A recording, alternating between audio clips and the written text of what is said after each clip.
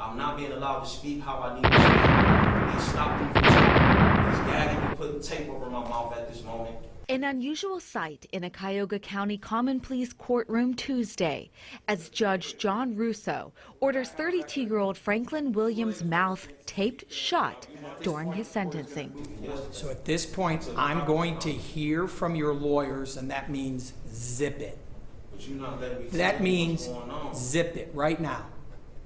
Does that make sense?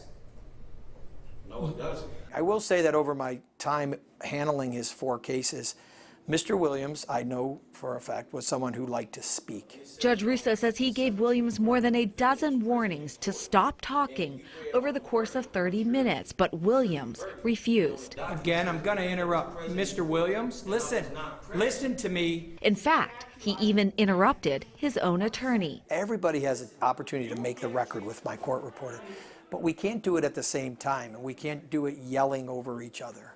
So my intent today, as always in the courtroom, was never to silence Mr. Williams, right? But Judge Russo says he was forced to take extreme measures To speak at the appropriate time. to keep a clear record and maintain courtroom decorum. Prisoner transportation company. He would have his time, as I did. I gave him an opportunity to speak when it was an appropriate time. But more than not, he continued to speak over me and others in the courtroom. Why not take him out of the room and you continue on without him like you did in the past? Yeah, so moving him out of the room was his choice when he failed to show up for trial, and I could move forward with trial. It's my responsibility at all times to keep him in the courtroom. That's because authorities extradited Williams from Omaha, Nebraska just last week. Williams had cut off his ankle monitoring bracelet and skipped town in the middle of his December trial for armed robbery.